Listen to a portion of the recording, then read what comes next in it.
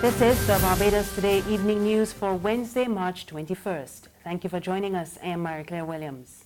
Our top story this evening, DLP candidate for the City Henderson Williams is suggesting that the entry of former sex worker Natalie Harewod to contest this year's elections may be a deliberate attempt to upset the race. Harewod announced her plans last week to run as a candidate in the city. But addressing a news conference this afternoon, Williams said her candidacy may be part of a wider strategy. Ironically enough, surveys have been done, and generally people know what the pulse is or what is going on in the city. And sometimes people may throw another person into the fray, to change the dynamic or attempt to change the dynamic, or on the face of it create some confusion, particularly if there's a particular grouping that an individual might have popularity with, and maybe it can change the dynamic. But I believe we have solid voters in the city, and generally people will understand what is required in the city. Williams also expressed confidence in the voters of that constituency to make a sound decision on polling day. Responsibility. But we have a mature voter in the city, a mature voter that understands not only partisan politics, but the role of what the political process will do for the citizenry. You may hear for it sometimes, politicians never do nothing for me, or politicians don't do nothing for me. But in my canvas, even if that is said, and I say it to an individual, for example, they may not have done something for you individually. You may see a smile, and they will say to me, yeah, I understand full well. Without good governance and without good government, the people will not be where they are. And in 50 years, we have done this and we have done that. What persons may consider to be regular persons on the street. They understand what political process brings the people. Store owners operating on the south coast say they continue to suffer significant losses from the sewage spills. The latest statement comes even as the Barbados Water Authority says the matter is under control. The overflows continued this morning from the temporary pumping station at Worthing, as well as the manhole at Emperor's Court. Community activist Adrian Donovan told Barbados Today that there has been improvement in Hastings. However, the problem has shifted to other areas.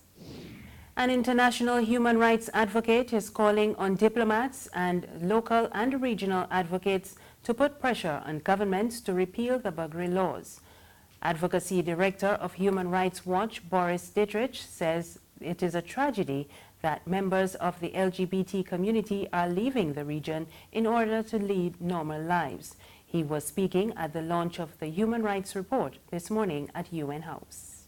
I really hope that not only ECAID, but also the other civil society organizations will use this report the coming years in order to put pressure on their governments, in order to change the law and the legal situation, and also to protect LGBT people against discrimination, violence, harassment, bullying, and so forth. I think it's a wonderful report. Thanks for the collaboration with ECAID and others. And I also would like to call out to the international diplomatic community to use this report in your dealings with governments in the Eastern Caribbean. And we, as Human Rights Watch, we will use the report in our international advocacy in the international bodies I mentioned, but also at the UN in Geneva, when during a universal periodic review, we can ask questions to governments about the legal situation in their country, but also at the UN in New York. Sports now. West Indies captain Jason Holder says he is relieved at today's victory in the World Cup qualifiers. West Indies needed to win to qualify for next year's tournament in England. They were dismissed for 198 in the penultimate over.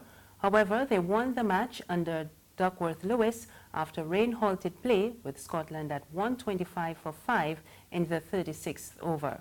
Coming into this tournament, being here for the first time in a World Cup qualifier, and we know what was at stake, and I was just really pleased to see how the guys responded. You know, I think this is one of the better times we've really came together as a squad, and everybody put their heads together and tried to do what's best for West Indies cricket and what's best for ourselves. You know, and you know, I can't see 2 or 3 individuals really, you know, dominating in every single game. It's a strong collective effort most of the time in every game which we've won. And you know, that's strong signs of a good side. And you know, we've played some really good cricket, as I said, and you know, again, really relieved and pleased. There's regional and international news after this short break.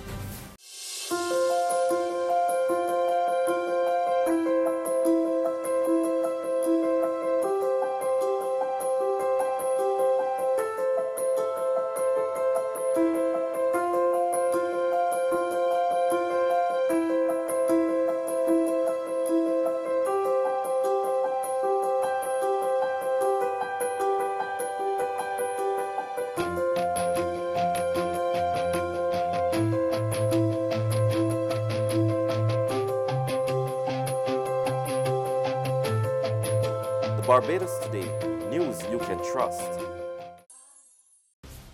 Thank you for staying with us. We're back with news from the region.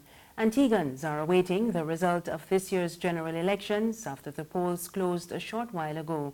There were reports of a moderate voter turnout today, and the incumbent Antigua and Barbuda Labour Party is hoping that voters will return them to office. The ABLP won 14 seats in the 2014 election, while the main opposition, United Progressive Party, won 3. On the international scene, a Palestinian teenager who was arrested after slapping an Israeli soldier has accepted a plea deal that will see her serving 8 months in prison. Ahed Tamimi had agreed to plead guilty to 4 of the 12 charges against her, including assault. She was detained after being filmed for confronting 2 armed soldiers outside of her home last December. She will also pay a $1,400 fine and accept an 8-month jail term suspended. Her lawyer says she will be released this summer because her sentence also includes time served. And finally, Britain has accused Moscow of running an assassination program to eliminate its enemies. And Russia says Britain itself may have orchestrated the poisoning of former Russian double agent Sergei Skripal and his daughter in an attack in England. The attack plunged ties between the 2 countries into their worst crisis since the Cold War. I think the timing is probably more closely connected with the recent election in Russia. And as many